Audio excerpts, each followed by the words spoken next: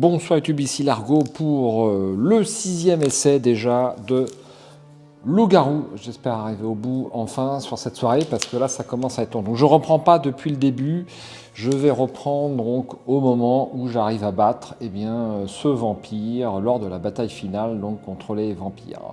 Alors c'est pas forcément le meilleur chemin parce que je me rends compte que peut-être il faudrait, disons, pour bien faire, prendre la voie de la magie et à un moment donné être lycanthrope, mais on pouvait peut-être démarrer sur cette voie. Enfin bref, ce livre n'a pas encore livré tous ses secrets sur le bon circuit à adopter et j'ai trouvé ça très très bien trouvé. Alors, juste un petit mot sur ma feuille de personnage. Donc rappelons les effets que j'ai. Donc je suis guerrier béni et donc je peux gagner un point. Après chaque route de combat, je gagne un point de vie.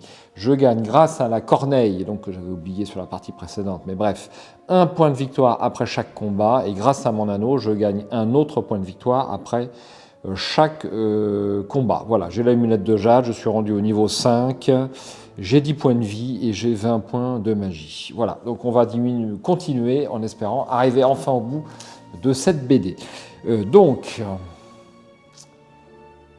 Choisissez bien quel chemin prendre. Contournez-vous les vampires pour vous rendre plus rapidement au rempart ou foncez-vous tête baissée dans la mêlée.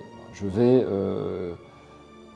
vais contourner les vampires. Je ne vais pas modifier ce choix parce que l'autre ne m'inspire pas. 48. Et toi là-bas, aide-nous à ouvrir la porte avec un bélier ou alors viens plutôt nous prêter main forte avec la tour de siège. Je vais à nouveau plutôt prendre la tour de siège et aller en 157. 157. Alors, on est en soirée, c'est pas un faux jour, c'est juste... hop, comment je peux faire? Bon, désolé. Vous faites à peine 2 pas qu'une pluie de flèches s'abat sur votre tête pour survivre. Pour survivre, vous pouvez tenter de vous cacher sous un bouclier laissé à terre en 88 ou courir vers la tour de siège. Alors, j'ai plutôt accéléré le pas sur cette partie et je vais courir vers la tour de siège en 248. 248.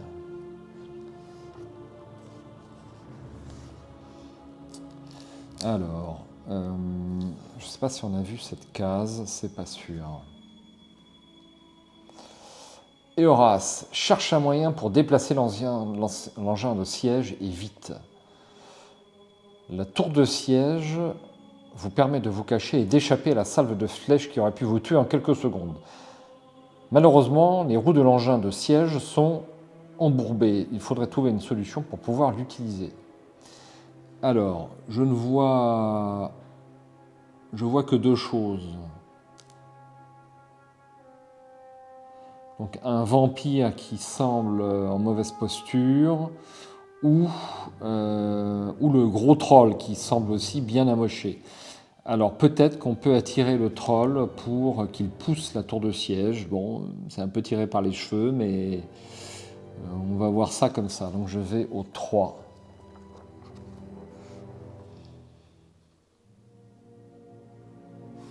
Je vais au 3. Alors je ne sais pas si c'est bon.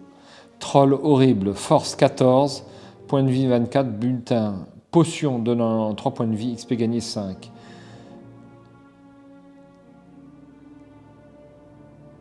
Alors, les remparts sont tout proches maintenant. Vous pouvez tenter d'entrer dans le château par le pont-levis en 313 ou monter aux échelles en 300. Si vous possédez un grappin, vous pouvez le lancer et grimper en 89. Alors, est-ce qu'il faut combattre le troll ou pas? J'ai un doute.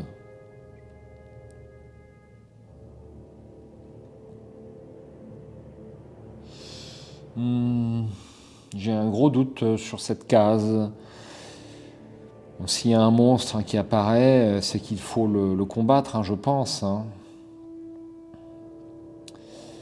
Bon, on va faire ça. Alors, il est beaucoup moins amoché que sur la case précédente, je trouve.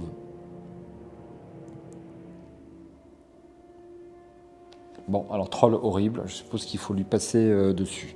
Bon, c'est pas grave, j'ai mon dé, et puis on va y aller. Donc, il a 14 en force, et moi, j'ai quoi? Je suis bien sûr en loup-garou, donc j'ai 10 en force, et j'ai 9 en armure. Donc il me fait 5 points de dégâts par tour.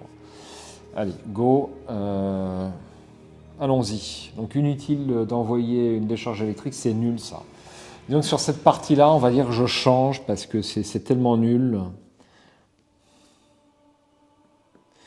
Je vais plutôt continuer en barbare. Donc pour mon niveau 5, je prends pas ça, je prends ça et je gagne 1 point d'armure permanente. Voilà, un peu tiré par les cheveux, mais je fais ça. Hop, je passe à 5 en armure. Bon, le combat. Alors je lance un dé. Donc 6, je lui fais 16 points de dégâts. Direct, il ne lui reste plus que 8 points. Donc en fait, la plupart des combats durent 2 rounds, de toute façon. Donc je trouve que de mon point de vue, c'est même pas la peine d'augmenter la force. Il faut tout mettre sur l'armure. Et de toute façon, vous ferez vos 2 rounds de combat. Moi, c'est ce que je comprends. Donc il me fait 14, il a 14 en force, moins mes 10 en armure. Il me fait 4 points de dégâts, mais c'est un round. Et donc je gagne 1 point de vie. Donc il m'en fait que 3. Donc je passe à 7. Voilà. Ensuite, deuxième round de combat, je le tue. Et donc je regagne un point de vie. Voilà, c'est ce que je comprends. 8. Donc je regagne un point de vie pour le round. Et je regagne 2 points de vie grâce à la corneille et grâce à mon anneau. Donc je repasse à 10.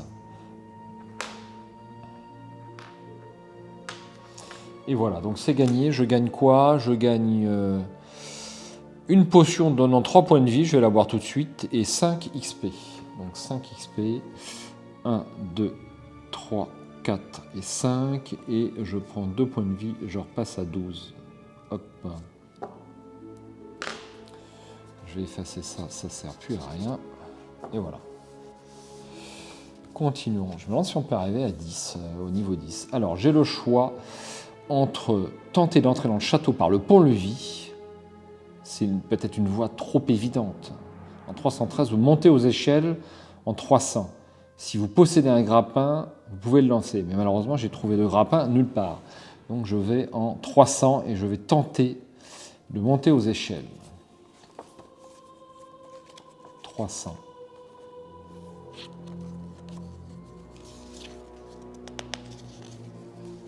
Oula. Oula.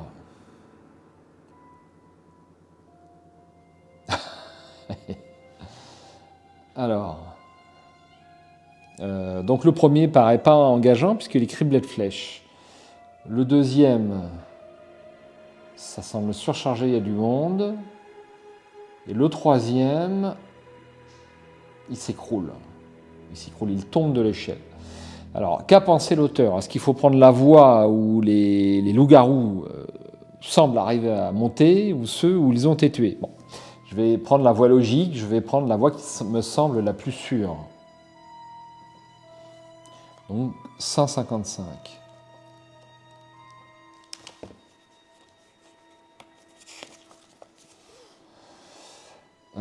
Cette échelle est cassée et ne vous mènera jamais en haut des remparts. Redescendez en 300 et choisissez-en une autre.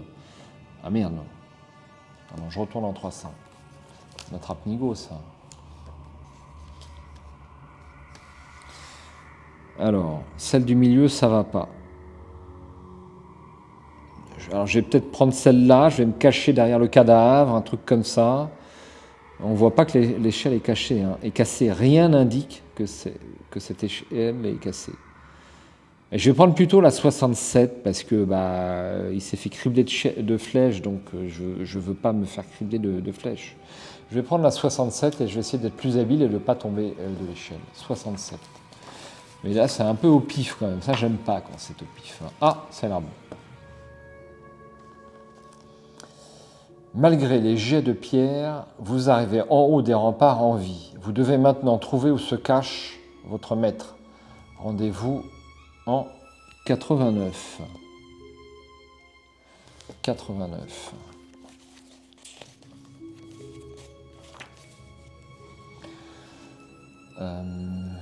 Alors voilà là, ça ce faux jour, il est super chiant, je sais pas quoi faire. Je joue en soirée là aujourd'hui, et j'ai le lampadaire juste au-dessus et je suis pas dans mon endroit habituel. Alors on a une porte en haut, on peut prendre la porte ou on peut descendre à l'escalier. Qu'est-ce qu'il y a en bas? Bon, ça paraît pas engageant, hein? Les vampires viennent de franchir la porte. Ben, je vais plutôt prendre l'escalier alors, puisque apparemment il y a des alliés en bas. 279. 279.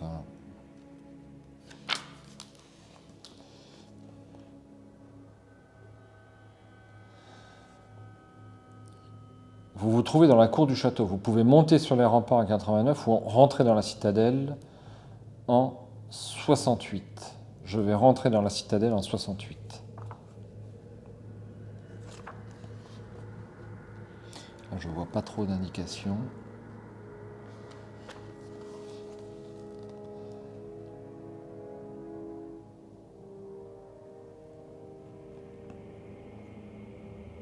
Je vais d'abord ouvrir la porte, prenons les choses dans l'ordre, plutôt que de monter à l'escalier. 122.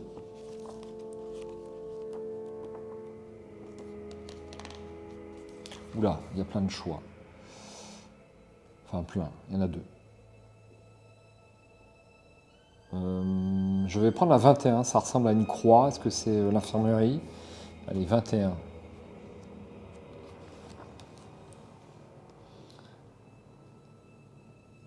Si vous vous rendez pour la première fois à l'infirmerie, une goule gardant la porte se jette sur vous et vous attaque en 106. Si au contraire vous êtes déjà passé par ici, vous pouvez farfouiller à votre guise. Ah merde. Une goule gardant la porte se jette sur vous et vous attaque en 106.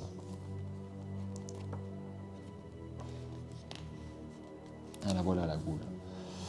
Alors, une goule, force 18, nom de Dieu, point de vie 28, butin aucun et XP gagné 7. Une fois la goule battue, elle est en 21. Alors là, ça va être dur. Force 18, mon Dieu. Bon, allez, allons-y. Je lance mon dé.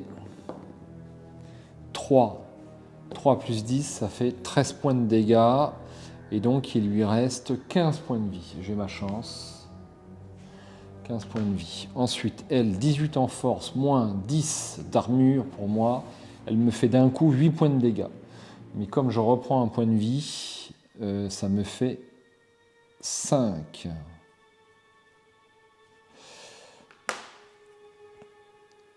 Donc là, tout va se jouer sur ce jet de dés. 2 plus 10, ça fait 12.